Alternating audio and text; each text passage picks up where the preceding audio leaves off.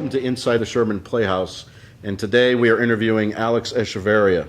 How you doing, Alex? Good to be here. We're going to be talking to Alex about a few things. Prominently, we are going to be talking about his experience in storyboarding. Alex, tell us what it means. It means that you basically work hand in hand with directors on mostly commercials. If you're lucky, you get to work on film from time to time. You draw what is essentially a blueprint for how the movie's going to get shot, how the commercial is going to get shot. Back in the day, music videos, that used to be a pretty big business too. But it's essentially a series of drawings that show camera movement, obviously the differences in the various the sizes of the angle, meaning, or the size of the shot, meaning is it a close-up, is it a medium close-up, is it a long shot, is it et cetera, and indicating camera movement mostly through series of arrows and just conveying. It's the first step of taking a script and taking it to the out of the printed page up to like to a visual level.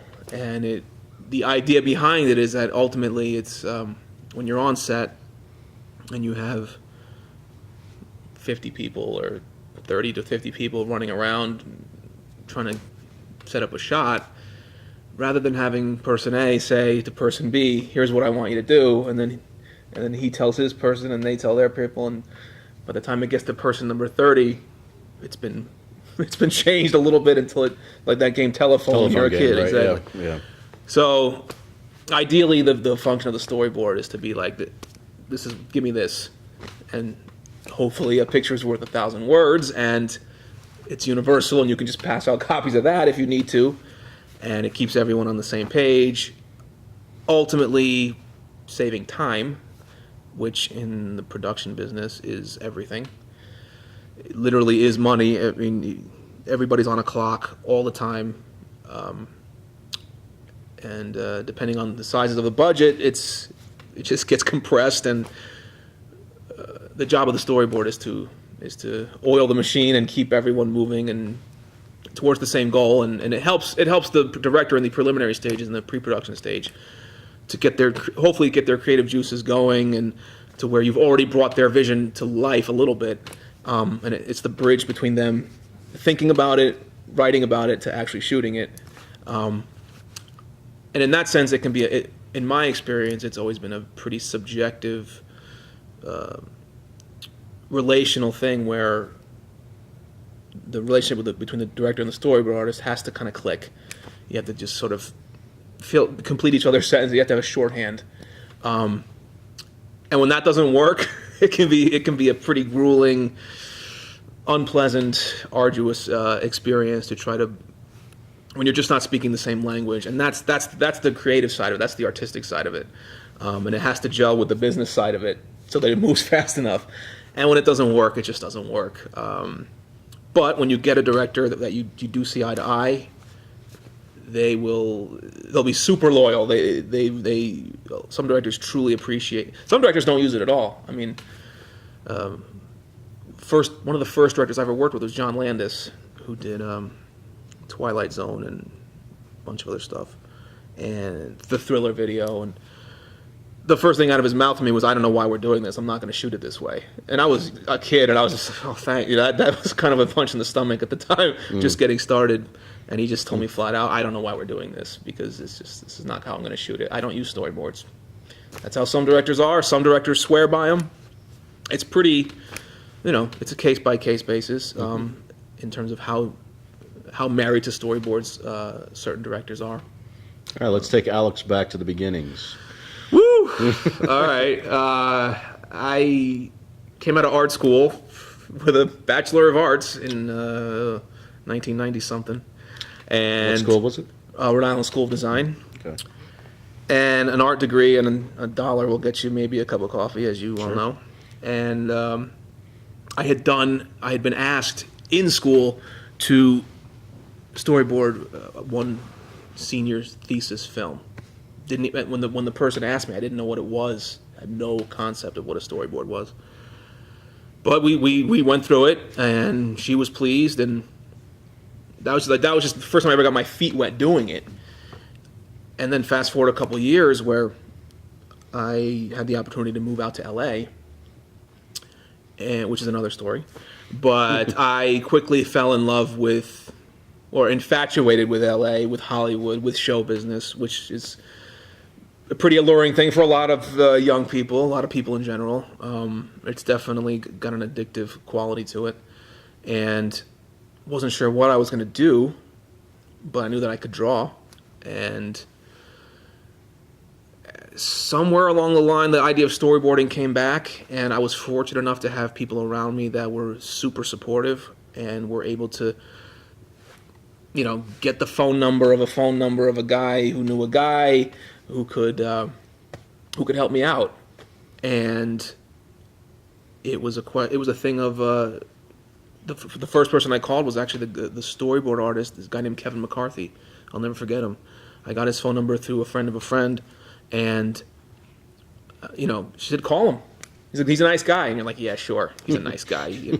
And I called him, and he was a nice guy. Mm-hmm. And I said, who wants to hear, I'm an aspiring storyboard artist, blah, blah, blah.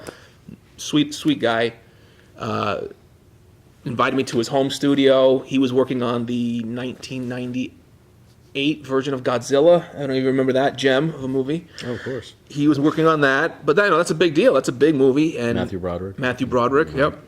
He was working on that at the time, and I got to see him in the middle of his process, and the storyboards were gorgeous. I mean, this guy was he was like Michelangelo. I mean, he could knock these things out so quickly, and I can't believe you can do that so quickly off the top of his head. I mean, it's such a unique talent to be able to do it at that level. And I'm sure his process was invaluable to any of these bigger action movies. I mean, I think the storyboard artists are the unsung heroes of that visualization process. Anyway, he took me under his wing, and he told me, and I showed him my stuff that I was trying, and it was a mess. And he said, no. In 2 years, you're going to be doing this for a living. And I was like, yeah, right. It was just this, and it is. There's this sort of it's a closed club. It's it's don't call us, we'll call you type of mentality in show business. And so it just seemed like the door was locked, and good luck with that. But I kept doing stuff for free, stuff for chump change, and again, I had people who were very gracious and helpful in terms of getting me the information I needed and who to contact. And so was pro bono. That was kind of the thing you did. I mean, it's similar for a lot of, even being a PA or an actor or anything. You got to kind of take a few for the team, and and I would do these little independent films here and there. I'd get the trades, and I'd find storyboard artists wanted and low to no pay. They might throw you $40. You don't get screen credit, stupid stuff like that, or it just goes to, becomes it's a mess. All networking anyways. Yeah. And but luckily I was able to ultimately get representation, and that was kind of the key.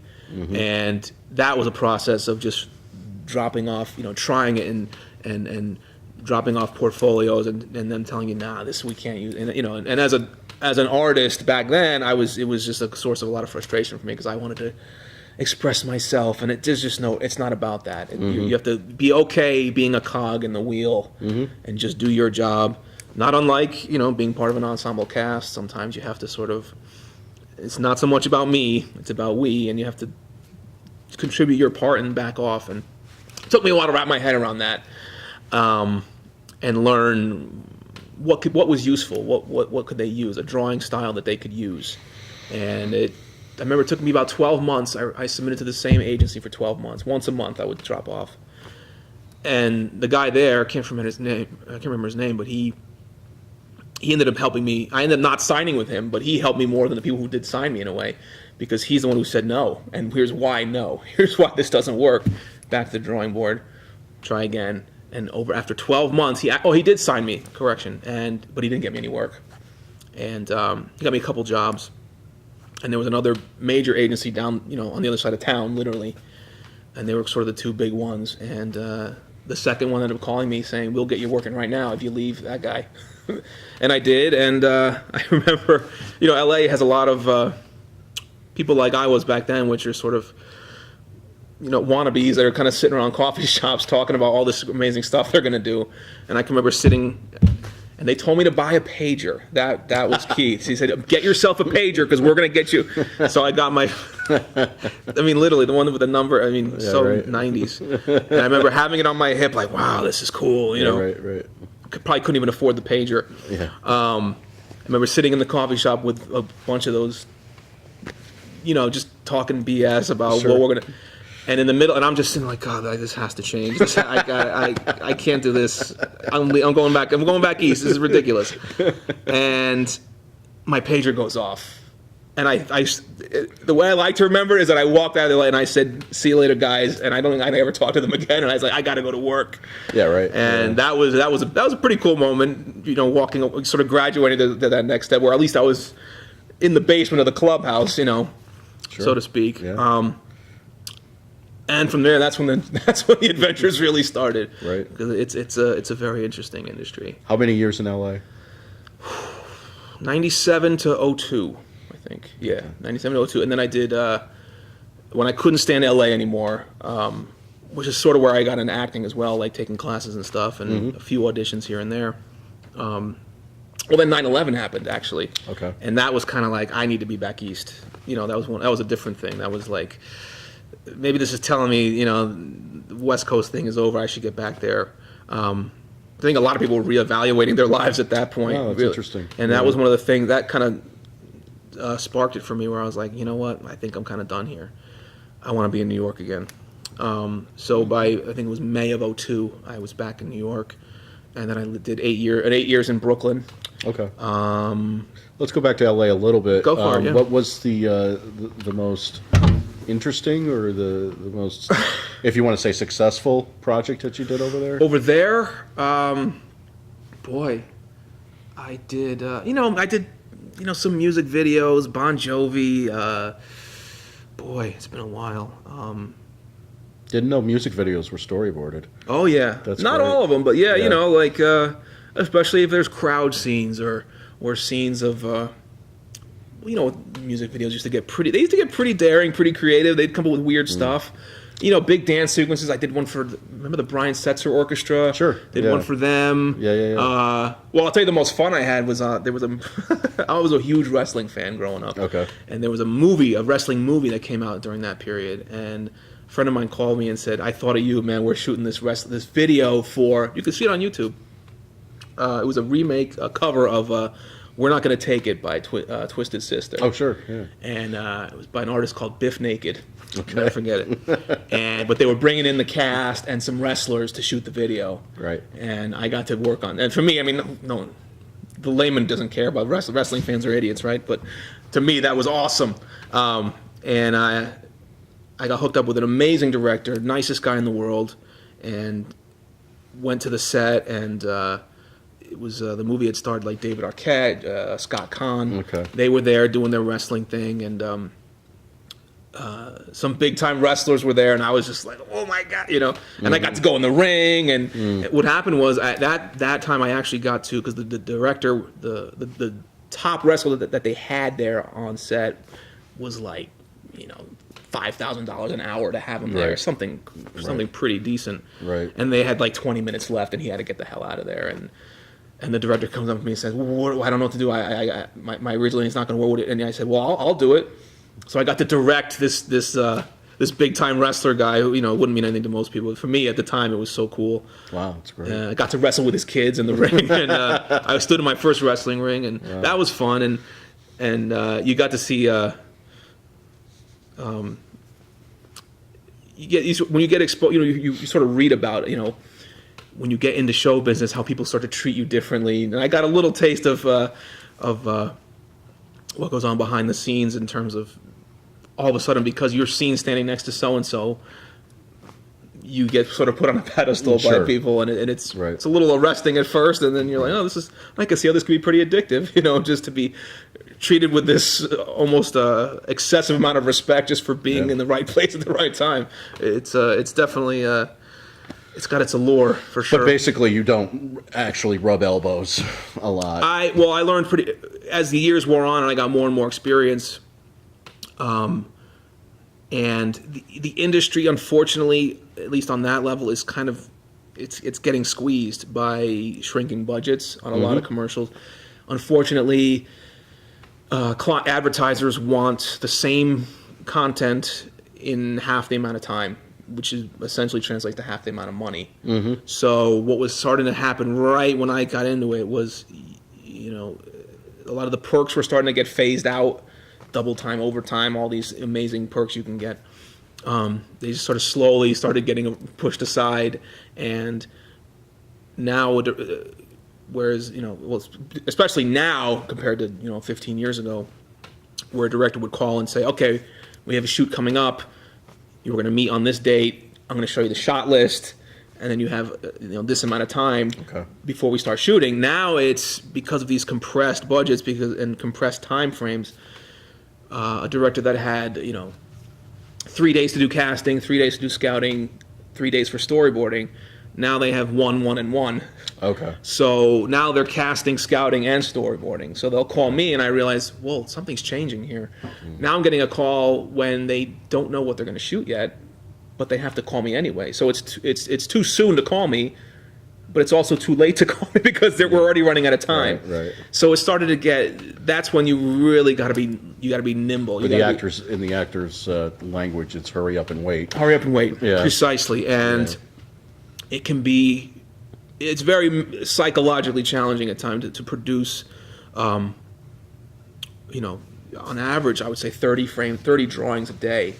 That's kind of the benchmark of what you're trying to crank out. And then it used to be where, okay, well, you'll do a rough drawing, submit it, we'll look it over, and then you can ink them or tighten them up and make them pretty so that we can show the client or show whoever needs to be impressed. Now it's just, you get one stab at it. So I've had to change my style of drawing over the years to adapt to the change in the... Did that start in Brooklyn?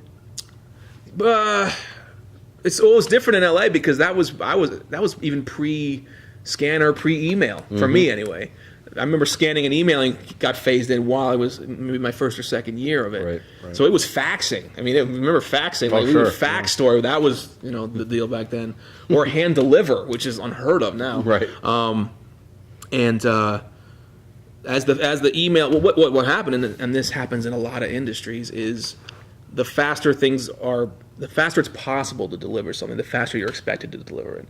Right. So, and I think everyone got into the mentality of, well, we're moving this fast. Why can't the artist who's hand drawing these things? They think it's just an ATM. I press the button. Where's my money? I press the button. Where's my drawings? Sure. So you're trying to keep up with the modern pace of things and the high tech pace of things, and it's challenging. And so I had to really adapt my drawing style. It didn't hurt me so much because I was naturally a looser drawer anyway, but it's definitely a challenge. And in recent years, it's gotten to the point where it can be pretty chaotic. There's no more shot lists sometimes, but directors who appreciate what you're doing will really work with you. And I have two main clients now that they're working with me because they want to work with me. Some directors, you get the call and they've never even seen your work, and it's a little frustrating on that end to be. Now, when you say clients, do you mean directors or director? Do you mean... I work for the production company.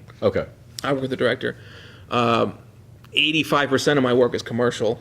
Okay. I would rather it wasn't so high of a percentage, but it is. That's just kind of the way it is.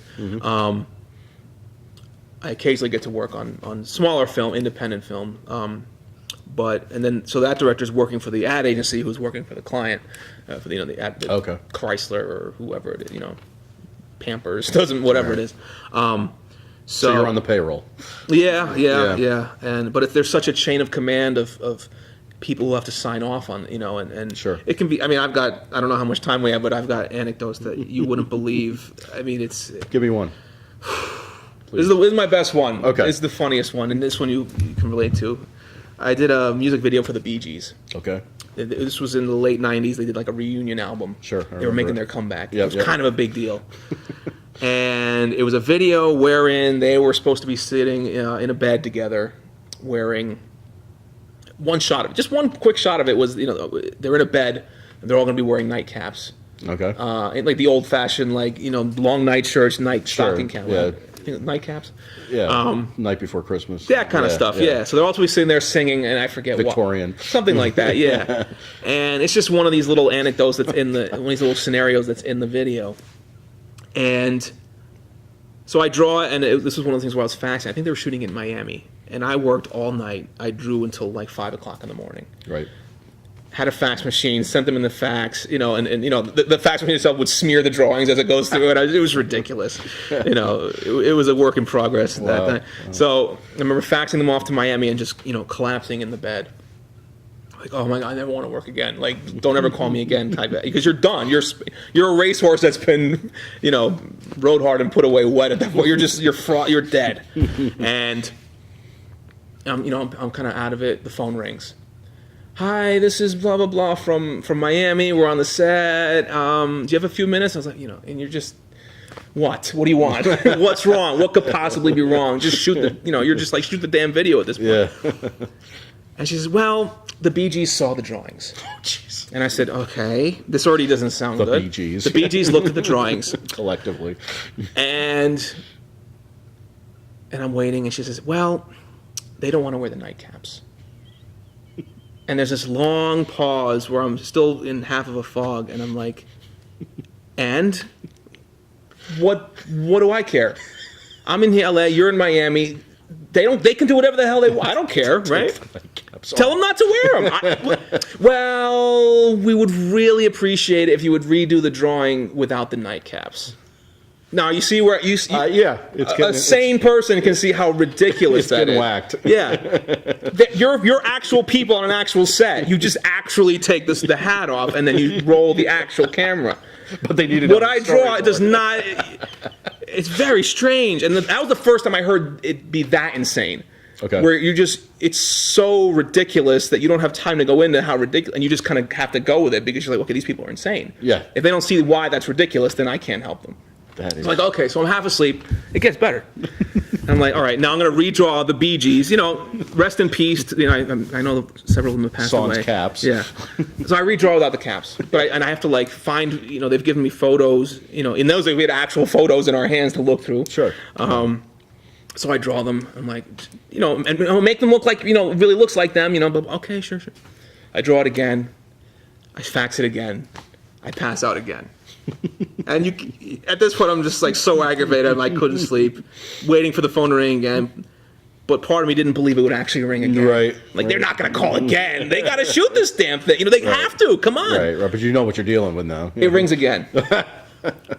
Hi, Alex. This is whatever. This is so and so from the. I'm like, yes. What happened? Well, the Bee Gees saw the drawings again. Okay.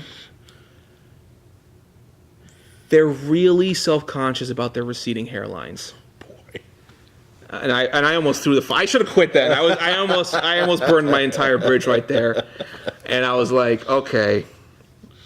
At that point, it's kind of soul crushing at that point. You're just like, you've resolved, I'm going to go do the stupidest thing I've ever done in my life. For money. I'm going to do it for money. The only reason I'm doing this is because if I don't, I might not get paid. And it's BG money. And it's BG money, man. You can't turn down BG money. So I remember, and I was like, okay, are you there? She said, yeah, you're on set, right? You have the facts of the drawings? She said, yeah. I said, you have my full permission to take a Sharpie and draw in as much hair as you want. Just do it and be done with it, for the love of God, right? Because these aren't going to be shown. No one's going to know. They're going to shoot the video, and the video will be the video, and it'll be on TV for 6 months, and it'll go away. No, we really would like you to put the hair in yourself, because I don't want to... So and that was when it started to click. Ooh, there's a dark side to this that just it just doesn't make sense. They think you were going to sue, or I don't know. There was no actual logical reason for it, other than for some reason people think that if it's on a piece of paper, it dictates every single thing they have to do on set, and it's really astonishing sometimes. Right. So added the hair. Sent it, and I think I slept for 47 hours after that. Yeah, right. That was my first wake up call to how and that became the norm. Now, did you refuse to see the finished product? I never. So it gets to the point now where and when I tell Because people, we're all going to be looking it up. oh, right look now. it up. I don't even know the name of the song, but it's to the point now where when I tell people what I do for a living, or they'll be like, "Oh, that's really cool," Yeah, right. And it's, well, what are you working on now? And when I tell them, or, what are you working on next? Or Sure. do you have any work coming up? I'll be like, yeah. What is it for? I don't know. Right. Because you don't even have time to. It's You can't even describe it. No, Yeah, it's yeah. just get it done and get it. Yeah. But fortunately, you do get to work with good people. I have 2 clients that are really, and the real payback for me is when a director takes time to really appreciate just the value of what you're doing Sure. and how it gets them. Because if I'm stressed out, these people are Oh, sure. Yeah. living in a world of stress that would kill most people. I mean, they're a different animal. They're traveling. They're in different time zones. Yeah. And they're getting it from. A director on a commercial set Right. and a movie set, they're getting it from all angles at all times. They're under an extreme amount of pressure, and to maintain your creativity in that environment demands an insane amount of discipline. So my hat is off to the people I work Sure. for. They're just to maintain any level of calm, Right. decisiveness. And you're creating a map. Yeah, and Yeah. I luckily don't have to be in the thick of that. I can be Sure. at my home doing it, thankfully. But I have been in situations where they brought me on set and I'm expected to draw, and it's just it's chaotic Yeah. to say the least. Right. So, just for moving on, New Milford, you are living in now. Yes. And working out of your Yes. abode. Yes. Which you don't have to fax anymore. You No can, more faxing. It's just you can scan email. email. Yeah, absolutely. Okay. I mean, I'm supposed to. I'm the last person on earth without a smartphone, so I'm supposed to be. And this is where they're going to get me. Is that even I'm in the car, they're going to be, well, take your iPhone and take a picture of the drawing and then send. Right. And I said, well, I don't have an iPhone yet. Yeah, right. So, but that's going to change soon. Good. And because that's the thing, is that there's no more unavailable. Right. At least back in the day, you could be unavailable. I'm away from my office. That doesn't exist anymore for anyone. Exactly. Let alone storyboard artists. Yeah. So. Started with the answering machine, the invention of the Exactly. answering machine. Yeah. So now Big Brother's always watching. That's a segue. Here's the segue. There you go. Gracias. Okay. So Alex is an actor as well, and he is playing the lead in our next production of 1984, which is going to be happening in April. And what's the acting side of it, briefly? How did you get into it? And well, like I said, I had done a few things in college, a couple classes, a couple student films. Always loved it. I've always been. I just love behavior. I've always been. Actually, I also work with dogs now, and I've learned more from dogs about acting than I ever learned from humans. Wow. I mean, they're Awesome. in terms of intention. Just when you go to acting class, you read acting, but you're always talking about what's your intention, Sure. objectives. Sure. You need look no farther than dogs to find pure intent. What does a dog want? They And what is he show willing to do to you. get They it? hide nothing. They are pure intent. Yeah. I'm doing this. I'm not doing that. There's no discussion, no negotiation, no rationalizing, Yeah. and it being around dogs gives you access to that side great. of you, and it definitely it's a wealth of good stuff for an actor. That's great. But because an actor does have to be a little bit of an animal, I think, in terms of what's the bare bones of what I want to do right now. Strip it down. Strip it down. Yep. And dealing with dogs, it puts you in that world, and it's great. So have you ever done any professional or? I did my first. You mean acting? Yeah. I did my first actual real gig end of last year. Okay. It was, but I got it through storyboarding, incidentally, because I had to do some finagling there, where the director wanted my services as a storyboard artist, couldn't pay me, Okay. and he said, "Is there anything I could barter with?" And I said, "Let me audition." Okay. Because there was no skin off my back to not storyboard the movie. It just wouldn't have been. Sure. I, especially do it for free, wasn't where I was at, and so I did. I auditioned. He said, "Yeah, there's a part you'd be good for," and we shot in December, and that really beats working. I mean, to actually get paid is like, I would have done this for free, and I do it for free often. Sure, right. And to actually, you can see, again, that's the ultimate there's a drug-like quality to it. Really, it's you get treated with a certain level. Again, that you're sort of up here, and it's fun. It was unbelievable learning experience for me. I got to work with Adrian Brody. So this is all greenlit. Yeah, it's they're editing now. Okay. And what's the name of it? It's called Manhattan Nocturne. Okay. And it should premiere in 2015. Great. And just to work with a consummate pro of that great, level is like, just let me watch whatever. I have no brain. I'm just a sponge Right. for what's happening. Yeah. The guy's got 25 amazing years under his belt at the absolute peak. So that was an awesome learning experience. But yeah, so in fact, it was sort of my a lot of my disenchantment with show business in general is what kind of led me back to community theater. I think I did some stuff in this area in the mid to late 90s before I went into LA.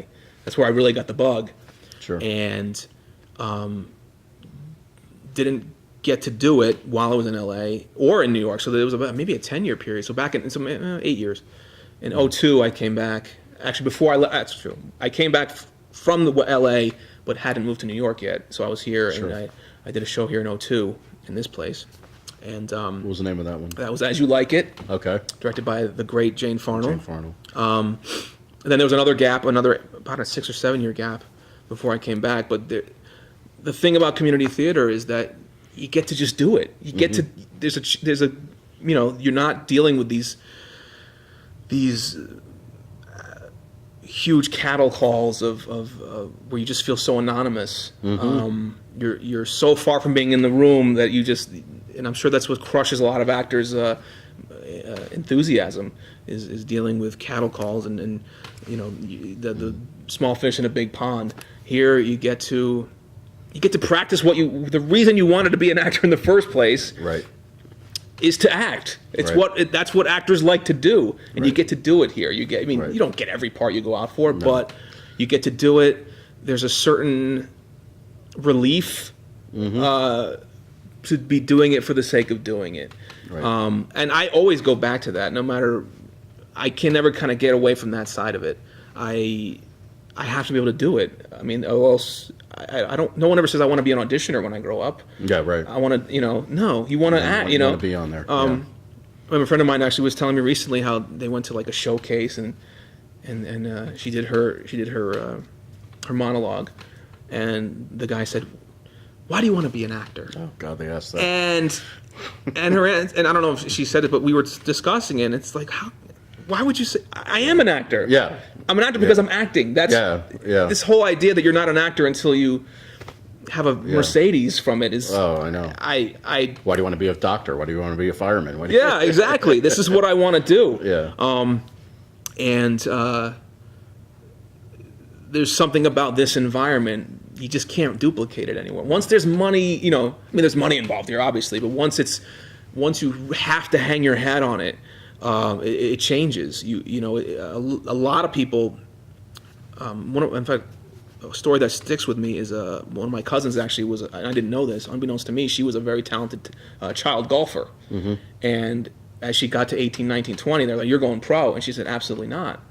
And her parents said, "Why?" And she said, "I'm not having my passion become my job because it'll kill it." Right. And there is that risk, and you can see that too. Even being a storyboarder, I've always been a drawing and painting my whole life, and there is an element of, if you're not careful, this will rob you of that passion because of the external sort of nonsense that comes with it, the business Right. side of it, if you will. Right. And here, it's kind of a cocoon away Right. from that. It's Right. kind of pure Right. in that way. There's still egos and Yeah. cat fights and this and that. But at a, I try to keep that to a minimum. we try. It kind of comes with it. What are you gonna do? I mean, And Kevin's not asking you to storyboard this. so you no, don't have not to do yet, that. not yet. Don't even tell him I do it. He'll find. And I'm sure I've been guilty of a few. I've refused to. I refused to wear a wig once for Jane Farnell, and I never forgave myself for that. Yeah. I was young and dumb. What are you gonna do? But no, that's what this. And I think I've done the majority of my plays here, and this place is definitely. I mean, one of my fondest memories ever was doing Mice and Men here in 2012. It was like, it's a hard act to follow for me personally, for my own memories. It was just a one-of-a-kind experience. Great cast, great director. It just all kind of, it was just one of those gems that just kind of, everything kind of fell into place. Right. And probably couldn't have happened at any other time. You know, who knows? Right. And was, from what I recall, extremely well received. Yes. It was a classic. I mean, you couldn't have asked for a better written script. Yeah. It almost acted itself. It was so beautifully written. Right. We got a whole classroom to come to see you guys. And Yeah. That was awesome. And that was getting awesome. autographs. That was awesome. Yeah. That was, and that was another one of those moments where, like, yeah, I can get used to this. Like, you can see the allure of you want to be like that 24 hours a day. Yeah. You know? Right. Yeah. But that's where in my back of my mind, I always feel like a place like this will always kind of calls you back. I think it's great that all the arts that you are doing are feeding into each other, even the dog training. Or Yeah, whatever. I mean, I try to look at it as just different facets of the same process in a way. Same process, yeah. And it's a process. Yeah, and this one is 1984 is already been. It's such a. There's a lot of meat on the bones there. I mean, it's a lot of stuff. It's for an actor, the part of Winston is like you can't ask for anything more. It's got it all. It's a challenge from beginning to end, from curtain to curtain. It's just Sure. And working with Kevin Soseby has been awesome. He's, to get to work with a director who has such a chops and has and knows it from an actor's perspective as well. Right. That's pretty invaluable. That's kind of hard you don't get that every time. Right. To just look in the guy's eyes or the director's eyes and just know. Yeah, they know what I'm trying to do. Sure. So Yeah. anything that comes out of their mouth, they know what to say and when to say it. They're not just going to stop you and do a lot of stuff can be ultimately counterproductive. Right. Which has happened before many times, or can happen. And you're working with an amazing cast. Oh, this cast is that Kevin got solid. to audition To get to for. work with Viv Berger. Yep. Berger. I always get that. Is it Berger?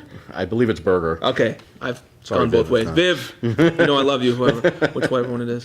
He and I, his character O'Brien and mine, have a lot of very intense Yes. scenes together, and the part on my end calls for a lot of vulnerability, and as far as working with him, I couldn't be in better hands.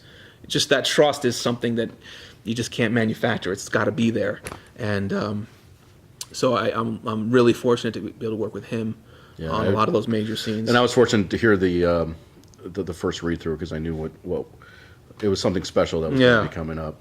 So we're running out of time. Oh, that was quick. Yeah, it was. And I appreciate your coming down and talking problem. to us. My pleasure. And please join us again for the next Inside the Sherman Playhouse. My name is Robin Frome, and I'll see you next time. Cool.